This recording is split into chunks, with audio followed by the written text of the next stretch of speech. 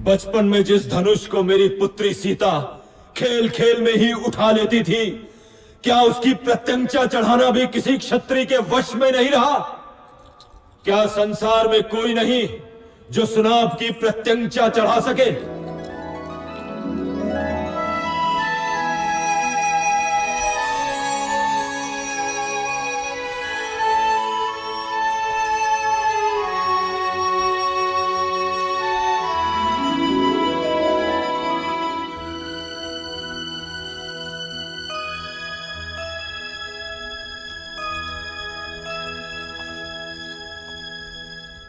मैं मिथिला नरेश जनक अत्यंत दुख के साथ अपनी पुत्री सीता के स्वयंवर की समाप्ति की घोषणा करता हूं, क्योंकि धरती पर ऐसा कोई पुरुष नहीं जो सीता के योग्य हो। ठहरो,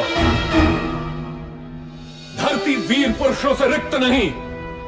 जब तक दशरथ पुत्र है तब तक तो नहीं। ताड़का का वध किया है मेरे भैया राम ने।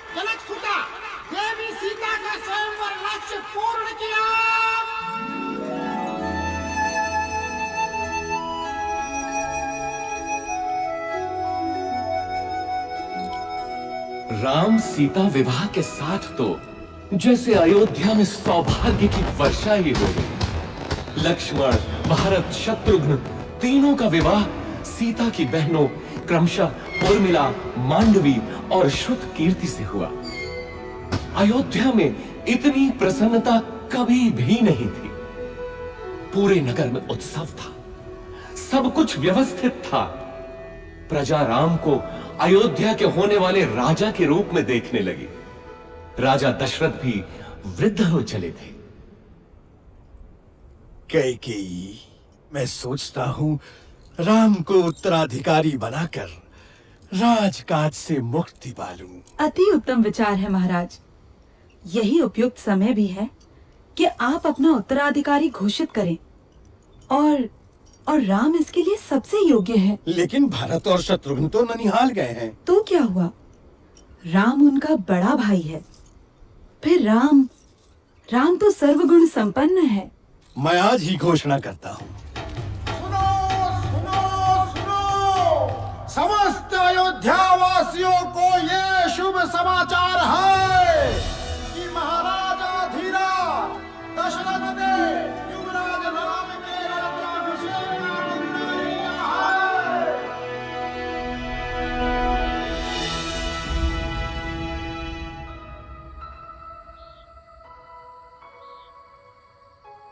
अयोध्या की होने वाली महारानी को मेरा अभिवादन। क्या बात है महारानी, मुझसे कोई भूल हुई? राजपुरुषों का क्या भरोसा, कल कोई और मुझसे सुंदर मिल गई तो वो महारानी बन जाएगी। ऐसा विचार क्यों आया सीते? मैं स्त्रियों का ये दुख समझता हूं सीते। मैंने स्वयं अपनी मां को इस चक्र में फंसे हुए देखा है। सौत का डंक हर नारी के लिए विष ही होता है। तुम नहीं जानती सीता, मैंने बहुत पहले ही ये व्रत ले लिया था कि मेरी एक ही पत्नी होगी। संसार की कोई भी नारी मेरा ये व्रत भंग नहीं कर सकती। मेरे जीवन में एक ही स्त्री है और वो हो तुम। स्वामी, मैं भी प्रण करती हूँ कि सुख हो या दुख, सदैव आपके साथ ही रहूंगी। अब तो अभिवादन स्वीकार करो महारानी। परंतु जीवन इतना ही सरल होता तो वो जीवन चक्र न कहलाता। सौभाग्य बीत चुका था और दुर्भाग्य ने अयोध्या के राजभवनों में करवट लेनी आरंभ कर दी। ये आया सप्तम और ये जीता मैंने लक्ष्य। तू पुनः हार गई। हंस लीजिए रानी, जी भर के हंस लीजिए। पता नहीं आगे भविष्य क्या हो। क्या बोली तू? प्राणों का अभय हो तो बोलो रानी। कल मेरे राम का राज्याभिषेक है। इस अवसर पे तो सबको अभय है। बोल, निर्भय होकर बोल। ये राज्याभिषेक ही तो आपका दुर्भाग्य लाएगा। क्या बकवास करती है?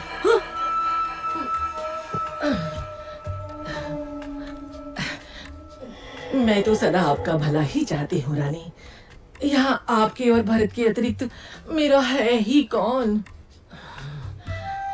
आपके विरुद्ध महल में षड्यंत्र रचा जा रहा है। षड्यंत्र? कैसा षड्यंत्र?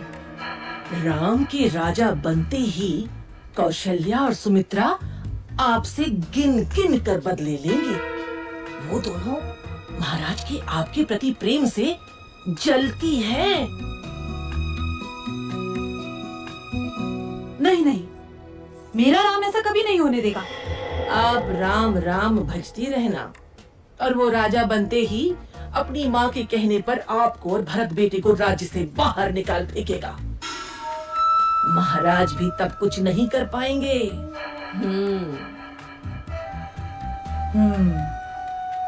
आपको शम्रासुर युद्ध का स्मरण है ना? महाराज का जीवन बचाया था आपने और उन्होंने आपसे 2 वरदान मांगने के लिए कहा था, जो आपने उस समय नहीं मांगे, किंतु अब मांगने की घड़ी है। शीघ्र बोल, करना क्या है?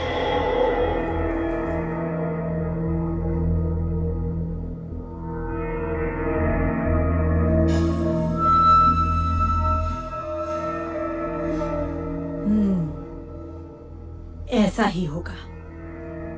मेरे विरुद्ध षड्यंत्र? वैसे 14 वर्षीय क्यों? मृत्यु क्यों नहीं? नहीं नहीं रानी, राम लोकप्रिय है, प्रजा विद्रोह कर सकती है। 14 वर्ष में उसका यौवन बीत चुका होगा, सब उसे भूल भी चुके होंगे। और फिर जंगलों में तो राक्षस भी हैं। क्या पता राम का अंत उन्हीं के हाथों हो जाए।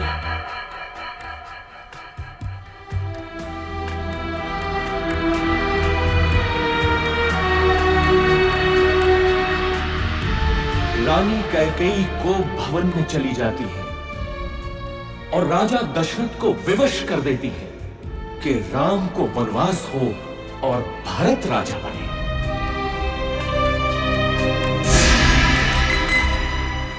पिता के वचनों की रक्षा करनी है मां, मुझे अनुमति दे। मैं देखता हूं कौन आपके अधिकार छीनता है।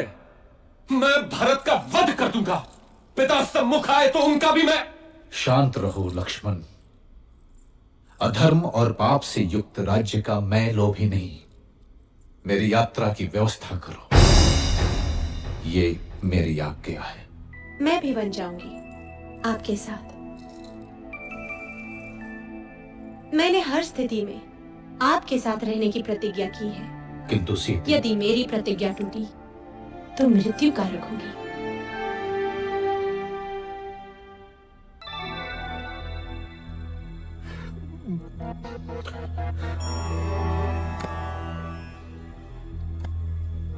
मेरे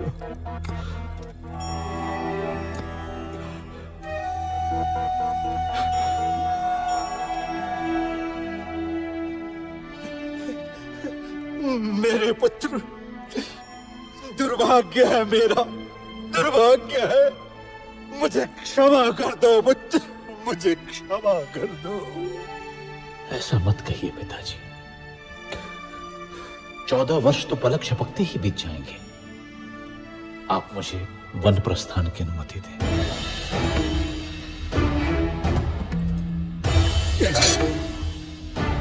नहीं नहीं, तुम समर्थ हो।